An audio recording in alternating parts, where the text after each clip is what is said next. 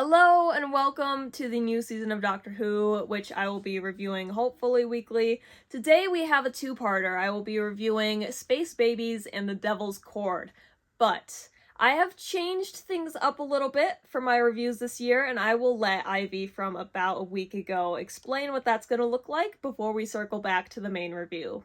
Using top-tier technology and consulting with some of the world's leading experts in pretty much everything, I have been able to conjure up predictions for how each episode of the new season of Doctor Who is going to turn out. Every week after the episode airs, I'll go ahead and tell you the prediction that I had, and we'll compare it to the real thing and see how accurate it was. The predictions go through 4 phases. Firstly, I pull a random slip of paper out of a jar that will tell me whether the episode will be good or bad, and in what way. Secondly, I have one of my cats predict whether the episode will be good or not. Thirdly, I pick a random tarot card and I do things with it. Fourthly, I take all of those things together and I use them to create a magical prediction that will somehow maybe be right or just make me look like an idiot. Our first prediction of the season is for the first episode titled Space Babies. Now, when asking the random slips of paper whether or not this episode would be good, the random slips of paper answered no. Unfortunately, this answer was also shared by Nico, who was our first predictor of the season. As for the random tarot card, I picked the Ten of Cups reversed. Some words associated with this card are feeling disconnected, having something missing, disharmony, and a fear of commitment. Putting all those things together, I'm predicting that the episode won't be that great.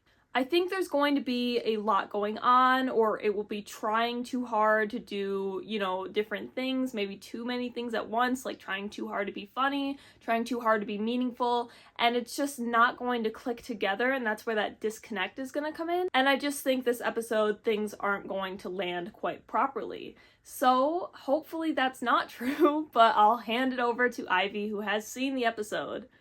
So, did Space Babies live up to the prediction of me, my cats, and all my randomness?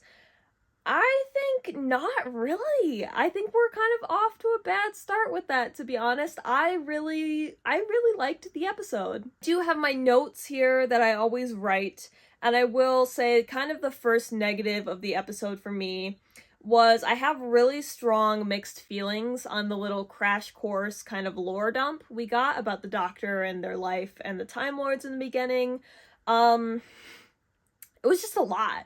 And it felt very, very quick in the relationship to be kind of divulging a lot of that information, whereas before the Doctor has been a lot more mysterious and a lot more kind of only giving breadcrumbs with details of their past and the Time Lords. However, I'm mixed on that because we know that he left the 14th Doctor behind and a lot of that baggage behind, so in my mind I'm thinking maybe he's just a lot more open about it now because he sort of, had time to process it and move on from a lot of things. Yeah, but I also, it didn't quite click, and I just was kind of sitting there like, oh wow, that's detail after detail that I don't feel like should be shared at this point in time. And it was just also a little bit blunt with it all. It didn't really feel like there was a lot of feeling behind it. It kind of just felt like, yeah, my people died, I was adopted, boom, boom, boom, and, very minimal attention and time given to those details where they're kind of major things. I don't know, I try to give it grace because I know that was likely mainly for new viewers because there's so much baggage and information that we need to kind of get through in a short period of time. So I try to give it grace. However, I think that new viewers also deserve the same mystery and drama and sort of weight that those things have, rather than just getting a quick crash course. On to the actual episode itself, like I said, I really enjoyed it. I think it had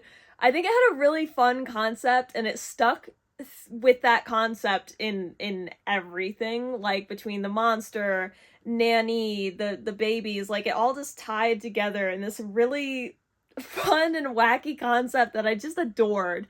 I loved the Doctor and Ruby with the Space Babies, and the Doctor with Captain Poppy especially. It was so cute, and my heart melted, and it feels like one of the cutest things I've ever seen in Doctor Who history. I also really loved Nanny / Jocelyn and the little swear filter. I thought that was quite funny.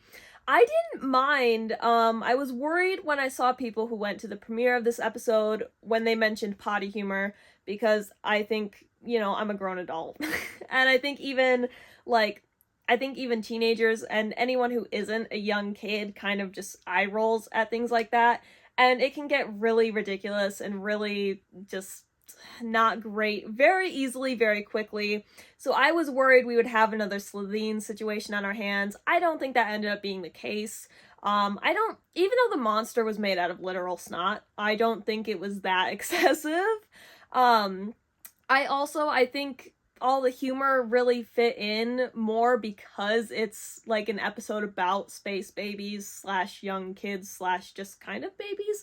I didn't fully understand that part, but I didn't think it was too much. I thought it was just fine. I did like, it's a bit classic for Doctor Who for the monster to sort of end up being misunderstood, or to be kind of saved at the end, but it's classic because it works, and I thought that it was a really nice end to the story, that it turned out that the monster itself was technically one of the babies, and that they kind of got along with it and learned to co-live with the bogeyman, I guess is the word I'm trying to say. Another bit that I didn't quite vibe with was they made the very pointed, mentions of reproductive rights and refugees, and I liked it because I thought, like, yeah, that is really fitting for an episode like this, and this could get really interesting with that topic, but they didn't really do much with it. They just kind of pointed out the parallels, and that was it. So I was a little bit disappointed by that, but the episode was fun. I think, it's your standard Doctor Who episode. In general, things did feel a little bit quick. That's gonna happen because we have a reduced number of episodes and a reduced time slot, it seems.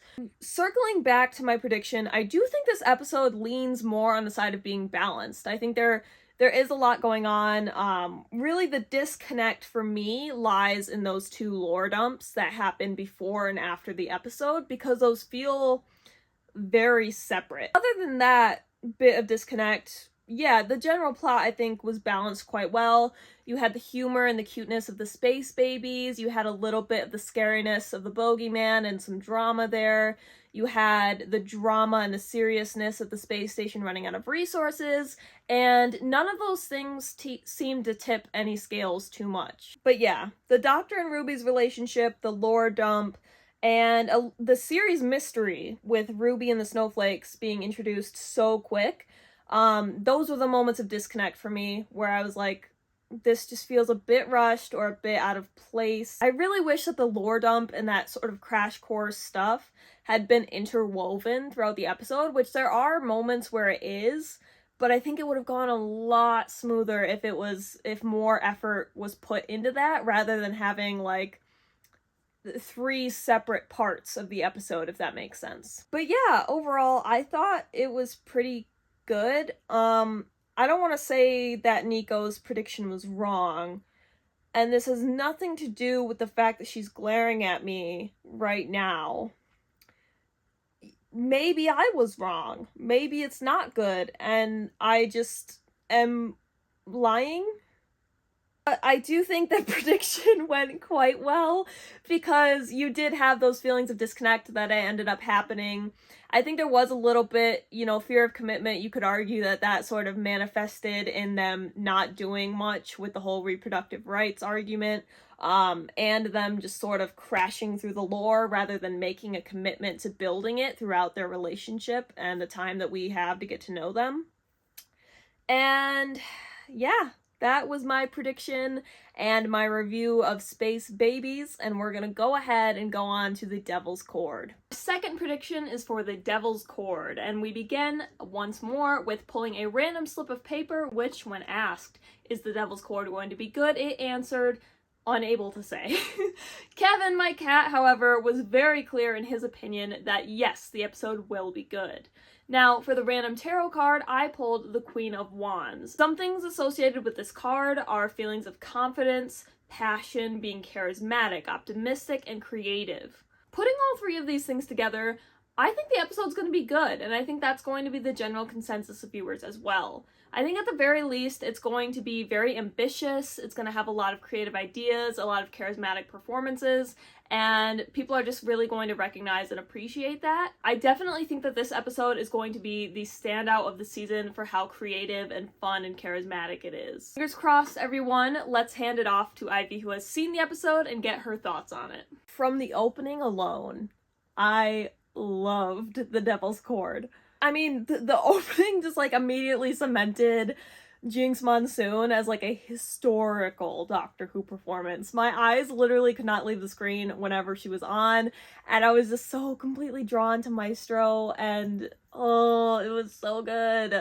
I think the fourth wall break with Maestro playing the Doctor Who theme was so cool, number one, but it also was just a great way to establish their power right off the bat, because they can sort of draw through the fourth wall and get our attention. It's not like a quick, like, blink and you'll miss it, you know, fourth wall break. It's like very pointedly grabbing our attention and showing off to us, and I loved it so much. Doctor and Ruby continue to be amazing in the second episode. I absolutely love their relationship, and Ncuti and Millie do such a good job of portraying this sort of best friend, brother and sister dynamic. Like, they are just absolutely incredible in the roles.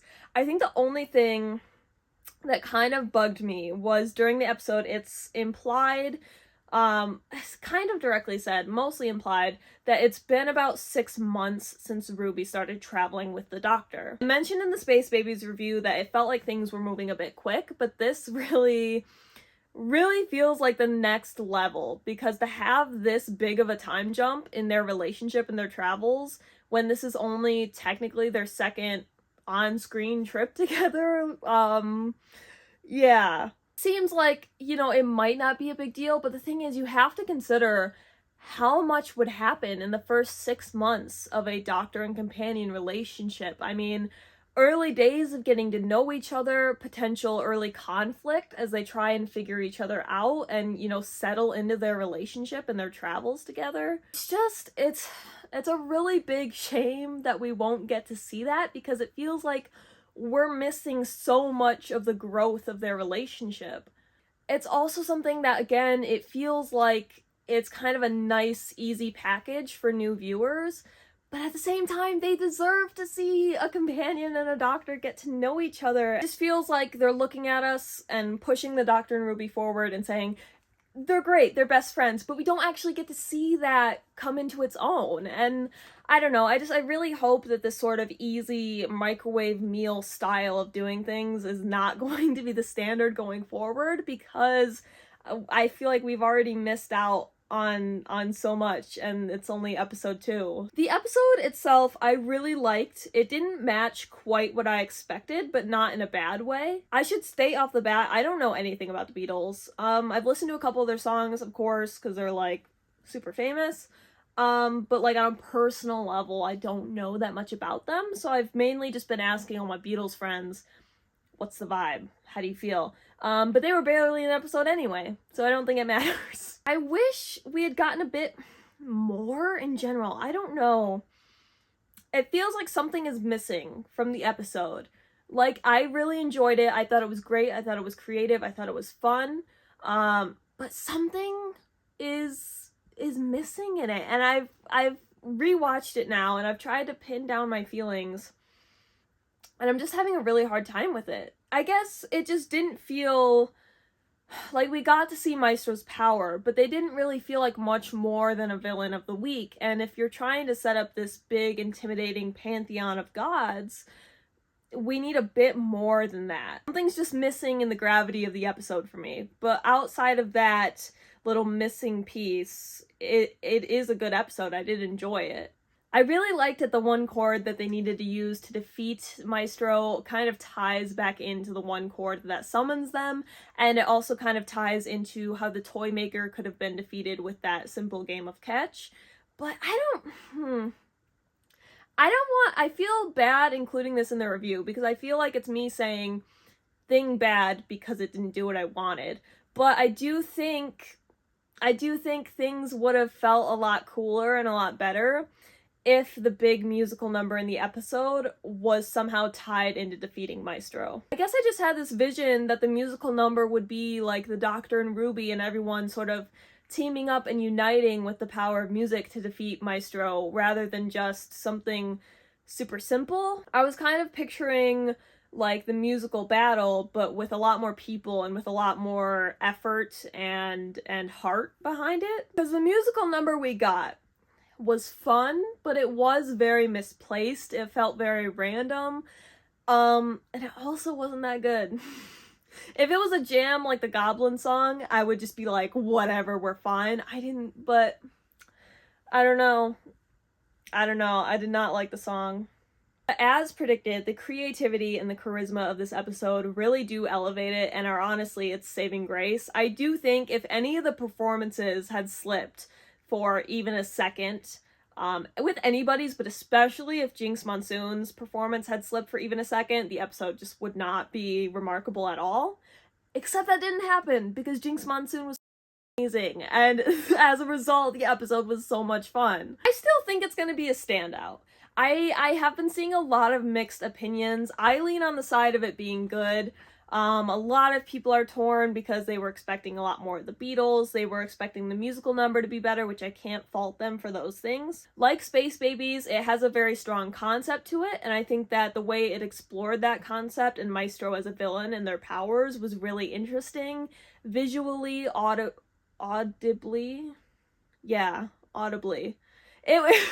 It turned out really great. And I think it had a lot of heart and a lot of vision behind it. And that kind of saves the episode from a plot that itself isn't really all that special. I say that, but at the same time, I kind of do like the idea it was going for, that something we consider so simple and just intrinsically, in the background at all times, such as music, would be so powerful and have an impact so powerful that the absence of it would destroy humanity. I think that's a great way to kind of appreciate it, especially nowadays when the arts are really looked down upon. So, I'm too indecisive to be doing reviews like this at the end of the day, but I'm sure you guys will understand. TLDW?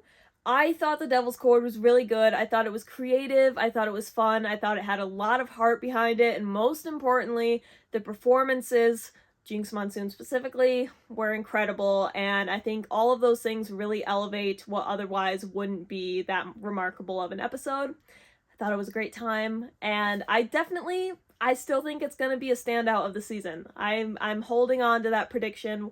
That part of the prediction we'll have to see, but I think it's going to be a standout. So in my mind, Kevin, the random slip of paper, and the tarot cards were all correct, and the prediction rings true. So far, the first prediction for Space Babies was a bit... For Devil's Chord, I thought it was accurate. So we're a little bit half and half on my prediction powers, using the power of modern technology and consulting experts. But I want to know what you guys thought about the episodes. First of all, what do you think about my predictions? Do you think they ended up accurate? What were your predictions? How did you feel about the episodes? Because people seem quite torn. So I'm very interested to hear what you thought, and I hope you enjoyed listening and hearing what I thought. I'm really looking forward to seeing the rest of this season, and I hope that you'll join me along the way if you want. If you don't, that's fine. I can't change that. But I hope you're staying safe, happy, and healthy. I hope you're having a great day, night, whatever time it is for you. And see you next week.